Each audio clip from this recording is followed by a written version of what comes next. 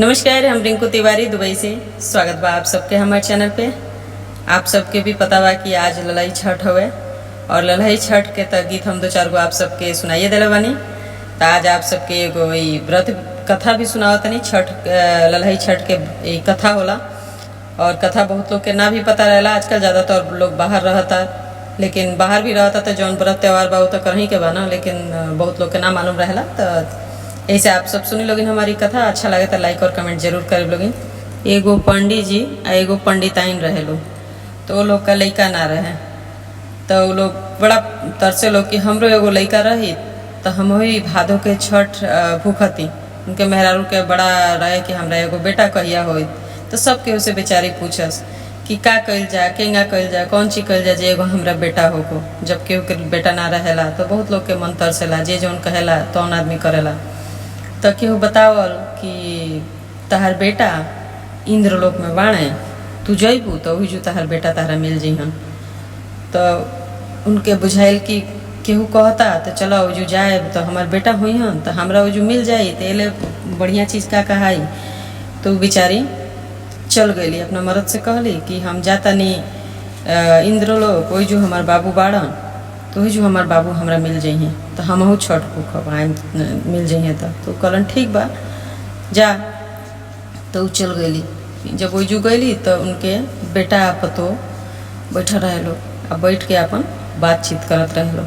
तो उनको बुझाइल जी हम खड़ा रहे तो ये लोग देखी लोग तो केहू पूछी जे तू के हो, चाहे कहाँ से आयल बड़ू। तू का कैली कि कुतिया के रूप ले लेली। कुतिया के रूप लेके वही जो नीचे चुपचाप बैठ गई, छुप के बैठ गई। तो माने कि केहू भी देखी तो कही अच्छा कुत्ता बिलार हुए तो केहू कुछ ना बोलेला कि ठीक बा बैठल बा। और उनके महतारी रहली और चुपचाप ये लोग के बात सुनत रहली। तो उनके बेटा जन रहलन तो अपना मेहरारू से कहलन कि हमरा मृत्यु लोक जाए के हुए। तो कहली का करे मृत्यु लोक जाए। हाँ तो ना हमरा जाए के बा मृत्यु लोक, हम जल्दी आ जाए। तो कहली कैसे बाकी आप जल्दी चली आए। तो नहीं हम आ जाए, जानतरू जब हम अपना माई के गर्भ में रहब नु आ हमरा माई के मीट खाए के जब मन करी आ वो मीट खइहन तो वही बेरा हम चली आए। तो उनके मेहरारू कहली कि आ वो बेरा अगर कोनो व्यवस्था रोवा के तरह कह दिहन रौर माई तब रोवा कैसे आए। तो ठीक बा तब ना आए। आ दूसर हमार नु जब हम 6 महीना के हो जाए तो हमार माई हमारा फुआ के बुलौले रही।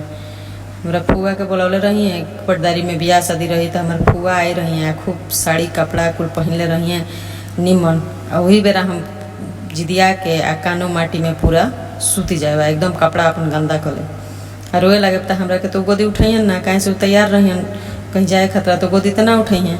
तो वो बेरा हम चलिए।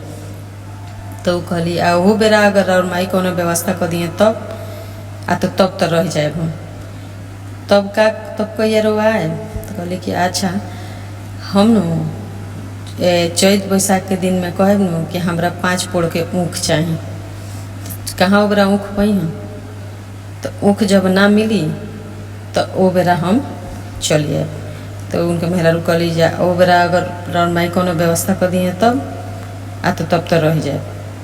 तो तब कहिए रोआए। तो जब चैत बैसाख के दिन रही, खूब गर्मी रही, एकदम तबाही रही, वही बेरा कहे चाहे हमारा लोना के घी चाहिए। तो जानते बानी लोग इन गर्मी के दिन में घी जमल कहाँ मिली। तो जिदिया ही हन तो बेचारी दे ना पहिन। तो का तो वही बेरा हम चलिए। तो उनके मेहरारू कहलिए ओहू बेरा अगर और माई कोनो व्यवस्था कर देनी तब ना आए। तो तब कहिए रोआए। तो जा का करे न कि जब चैत बैसाख में जब हई का कहल जाला गर्मी के दिन रही आ छानी पर तो जानते बड़ो कि गर्मी के दिन में तनकी सा कहीं माचिस लगी चाहे कुछ हो तो आग लग जाई। वही बेरा हम कहे जो हमरा छानी पर के जाउर चाहिए। तो माई कैसे बनी है छानी पर के जाउर। तो वो बेरा जब हमरा के छानी पर के जाउर ना दी हैं तब हम चलिए। तो वो कहली अच्छा ठीक बा। तो जा तनी रोवन हो तो हमरा खतरा एगो सोनौला के हार अवध सिन्होरा जरूर लेके आए। तो वो कहलन कि ठीक बाटे। तो उनकर माई तो बेचारी कुत्ता के रूप लेके नीचे बैठल रहली भेष बदल के, वो सब बात सुन लेली। अब बेचारी के बड़ा कष्ट भइल कि इतना जब हम कुली के व्यवस्था करे तब न हमार बाबू रहियन हमरा लगे, नहीं तो हमार बाबू चली हैं हमरा के छोड़ के फेरू। तो बेचारी वही जैसे बड़ा मन दुखी होके चली अली, उदास होके एकदम चली अली। जब अली घर है, जब कुछ दिन बीतल तो उनके गर्भ रह गई तो सभे बड़ा खुश भइल। मर्द मेहरारू दुन जना बेचारा गरीब आदमी रहे लोग, पंडित जी या पंडिताइन बड़ा खुश भइल लोग, चला हमार बाबू बुझाता अब वहीं हमरा गर्भ में आ गए। तो सब सुनिए ले रही, सब जानते रही। तब का भइल कि जैसे उनके गर्भ में उ रहलन तो उनका मीट खाए के बड़ा मन करे। जानते बानी लोग इनके ब्राह्मण आदमी मीट मछली खाला ना, हमहू ना खाने, तो मीट मछली पंडित जी लोग खाला नहीं। तो कहली जे हमरा मीट खाए के बहुत मन करता है। और ये बात तो सुनले रही कि उनके बेटा कुल कहल ही रहा, उनका मनो कर दहलस खाए के। तो उनके मर्द कहलन जे तारा मीट खाए के मन करता तो बताओ, हमनी के ब्राह्मण आदमी बानी जा, आ इतना दिन पर भगवान एगो दिले बानी, गर्भ रहल बा तो के जने मीट मछली खेबू कुछ हो जाए तो का कल जाई, जाए दो मीट मछली तू मत खतरा के रुको, हम कुछ व्यवस्था करतनी। तो वो का भइल कि चमार बोलौलन, फिर एगो चमार बोला के बेचारो मीट बनवलन। और टाट में पहले टाटी के उनके घर रहे, गरीब आदमी के आज भी बहुत लोग बाजे के मड़ई टाटी के ही घर होला, जरा लगे उतना नहीं के का करी बेचारा, गुजारा करे के तब कुछ ना कुछ करे के पड़ी। तो उन्हों के मड़ई टाटी के घर रहे तो वो मीट बनवलन द्वार पर चाड़ लगा के आ छानी के ऊपर क दलन। अपना मेहरारू से कहलन कि ये के तू सूंघ ल, ये के खुशबू तू ले ला, यही से तू अपन पेट भर ल। तो कहली ठीक बा, तो वही के खुशबू से वो अपन पेट भर लेली। अच्छा कुछ दिन बीतल तो उनकर बेटा भइल, उहे भइलन बाबू उनकर। जब उनकर बाबू भइल हैं तो वो बुलौली अपना ननद के बुलौली, बियाह शादी रहे पटदारी में, तो ननद के बुलौले रही, सब बात बता दिल रही कि ऐसा ऐसा बात हुई, हेंगा हुई। तो वो तो फुआ उनके जानिए गई रही कि अच्छा बाबू हेंगा करी। तब जैसे कपड़ा लत्ता पहन के तैयार भैली तो ऐसे एकदम छरिया गलन उनकर बेटा, छरिया गए एकदम लौटा गए जमीन पे, एकदम लौटा गए, कानो माटी पूरा देह में लगा लेलन। तब उनकर फुआ उनके गोदी उठा लेली कि अरे हमार बाबू काहे कि तू कानों में लटाइल बड़ा, काहे रो तड़ा, का भइल बेटे, लगली उनका फुलावे। तब वो रह गलन। तब कैसे जास। अच्छा तब कुछ दिन बीतल, तब कहतरन कि हमरा चाहिए 5 पोड़ के ऊँख। तब उनके माई तो सुनले ही रही, तो पहले ही से ऊँख बोले रही, बोआ के धैले रही। तब 5 पोड़ के ऊँख दहली तो ऊँख चिपलन। तब कहतरन जे अब हमरा चाहिए लोना के घी। चैत बैसाख जब आयल तो कहता हमरा लोना के घी चाहिए, हम लोना के घी खाए। माई वो जनलन कि माई लोना के घी कहाँ पाई, तो हम चल जाए। तब बेचारी गंगा जी के तीरे, बेटा खतरा लोग बहुत जब तब करेला, गंगा जी के तीरे गईली। पहले ही से सुनल ही रही कि हमारे बाबू मंगी। तो गंगा जी के तीरे एगो छोटा नदिया में खूब बढ़िया घी जमौले रही। ठंडा पानी में उजे कहाँ पिघली, नहीं पिघल, लोना के घी ले आके धो देली। तब रह गलन कैसे जास। तब थोड़ी देर बाद कहतरन कि एकदम गर्मी के दिन में चैत बैसाख में कहतरन कि हमरा छानी पर के जाउर चाहिए। तो सोचलन कि अब तो छानी पर के जाउर मांगे, तो माई कहाँ से पाई, अब तो हम चलिए जाए। माई तो सब सुनल ही रही, सब व्यवस्था उनके पहले ही से कह के धैले रही। तब का कैले रही माई, उनके छानी पर माटी से उतना दूर लीप के, खूब मोटहन माटी से लीप के वही पर चूल बनौले रही। वही पर उनका खतरा चाउर बनौली आ चाउर बना के उनका के दहली। तब वो रह गलन, तब वो जाना पड़ल। तब जब भादो के छठ आयल तब माई बड़ा खुश भैली कि चल अब छठ आयल बा, तो हमार बाबू होइए गए बड़ा, हम भादो के छठ करे चलत नहीं, बाबू के अपना लेके जाए। तो माई तर तैयार हो के पूरा अपन सब सामान चीज़ लेके गईली पूजा करे। जब पूजा करत तरी तो कुश के एमे गांठ दिहल जाला, कुश के ही पूजा कइल जाला।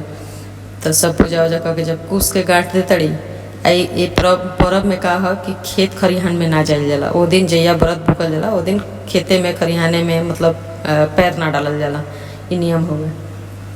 तब वो का कैलन, इहो बात वो जानत रहलन कि खेत खरिहान में गोड़ ना डालल जाला। तो वो का कैलन, जब उनके माई पूजा करे बैठली उनका तो जाही के रहे कि अब माई तो सब व्यवस्था हम जितना सोचल नहीं माई सब कर दिल से, तब हम जाई कैसे अपना मेहरारू लगे, उनके जाए के तो बढ़ले बटे।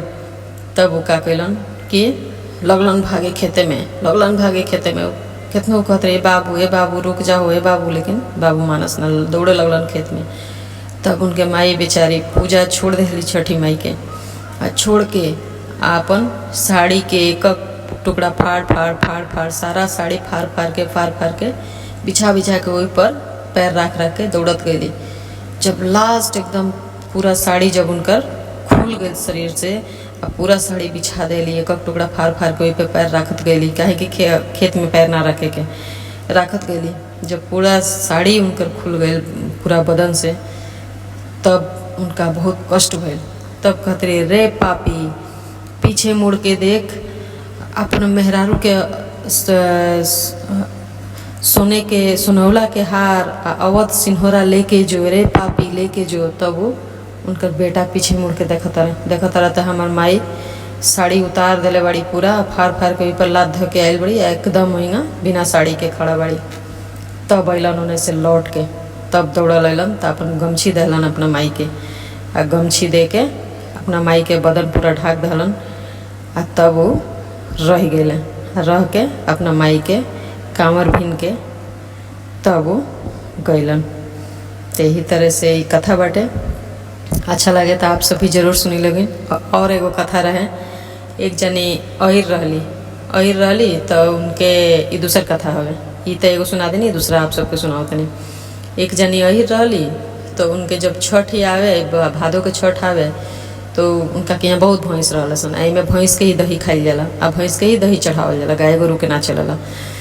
तो का कहली जे जबे दहिया जमा भादो आए तो खूब दही थी, भादो के छठ आए तो दही जमौली, हर साल वो दही जमावत रही, हर साल लोग के बटियन, बहुत लोग के बटियन, एको गो पैसा ना लिहन। तो वो हर साल हिंगा बाटत रही। तो उनके जब पतो होली तो कहली अपना मर्द से कि राउर माई तो बड़ा बिलवाऊ बानी, हर साल यही गनिया दहिया देखा था नहीं, हम 2 साल 1 साल 2 साल से देखा था नहीं कि दहिया हरदम जब छठिया आवत भदौआ के तो हरदम दहिया यही सगरी बांट देता नहीं, आज सब बिलवावत नहीं ना, वो बेचाई तो पैसा ना मिली तो हम बेचती तो पैसा लेके हम दहिया देती कुल लोग के, कितना पैसा हुई, कितना अपन कुल आगे रहे हमनी का बढ़ती जा, बड़ा बिलवाऊ बड़ी रह माई। तो वो बेटा उठलन तो माई से कहता रहे, माई हेंगा बात बा, काहे कि तू हेंगा करेलू, वह हमारे मेहरारू बेची तो कितना बढ़िया पैसा उसे कमाई, आ तू फ्री में लोग के इतना दही नदिया के नदिया दही जमावेलू, यही छठ खतरा तू सब यही फ्री में बांट देलू, तू बिलवाते न बड़ू। तो माई कहली जे ए बाबू ऐसा बा कि हम हर साल दही बांटले बानी, हर साल लोग के यही मंगनी दही दिले बानी, कुछ हम ना लेवनी, तो हम पैसा लेके अब ना देख के होके। तो ठीक बा, का करे के बता, मेहरारू निमन बाड़ी तो वो बाटस, अगर निमन बाड़ी जतनी बाड़ी बहुत होशियार बाड़ी तो ठीक बाटे, हम नैहर चल जाता नहीं, आ उहे बाटस आ करस आ बेचस आ बनावस तार घर दुआर निमने नु बा, एले बढ़िया का कहे। तो वो बेचारी लाजे अब रहिए तो दिहन तो हरदम बेचले बड़ी बिना पैसा के, पैसा लिहन तो उनका लाज न लगी। तो का के लिए नैहर चल गई। फिर भादो के छठ आयल तो पतो ही वहीं खूब दही जमौली, आ जब भादो के छठ आयल तो हर साल लोग उनका यहाँ लेवे आत रहे, तो वो साल लोग आयल लेवे आयल तो कहते रही एंगा दे पैसा ले आई लोगिन तब न देव, एंगनिया कैसे हम दही रवा के दे, पैसा लेके आई लोगिन तब न दिहल जाला, मंगनी कहीं दही ना मिलला। तो लोग गाँव देहात में जानते बानी, जरा लगे पैसा रहलू पैसा ले आयल, जरा लगे अनाज रहे हो अनाज ले आयल, जेके जौने का रहे हो वो हिसाब से लेके आयल। तो खूब दही लोग के बेचली आ तब पूजा बीत गई, पूजा हो गई, राति के भैंस सब सुतली सन तो बिहाने उठबे ना कैली सन भैंस। तो बड़ा चिंतित हो गए लोग कि रतिया के भैंसिया सब बढ़िया सुतली है सन, काहे बिहाने उठली है सना। तब बाबू अपना माई के लगे गइलन, हम माई से कहता रहे कि माई देखना हेंगा भइल हुए, हमनी के दही बेचनी है, जा हमार मेहरारू खूब बेचली है दही है, खूब पैसा अनाज कुल मिलल बाटे, अब भैंसिया रतिया सुतवी सन तो ए बेरा ले अबे उठबे ना कैली सन। तो माई कहबी जे बाबू हम का करी, तारे नु रहल कि हमार मेहरारू बड़ा जतनी बिया बड़ा बनाई, हम बिलवाऊ रहनी है, तो ठीक बा हम चली नहीं। तो छठ माई के चर बा जैसन भइल बाटे तो बेटा लगलन कहे जे नहीं माई ते चल घरे कुछ कर, हमरा कुछ बुझात नहीं खे। तो माई बेचारी के मन ना मानल, कहली कि ठीक बा, लइका कहता तो कैसे मन मानी। तो वो नैहर रही तो उजा छठ कैले रही, तो कैले रही तो उजा तीना के चाउर चना ये सब चढ़ेला दही वही, तो वजह से चाउर बीन के लिए अली, चाउर बीन के लिए अली जौन चढ़ रहे वजू से आ ले आके सगरी भैंस सुतर रही सन, उन्हीं के कान में एक गो दू गो दाना सगरी भैंस के कान में डलली। जब कान में डलली तब एकदम कान हिंगा हिला के एकदम सब भैंस खड़ा हो गई सन। तो यही से हर चीज़ में आदमी के पैसा ही ना होला, पैसा के अलावा भी बहुत चीज़ होला, व्यवहार भी इंसान के होके के चाहिए।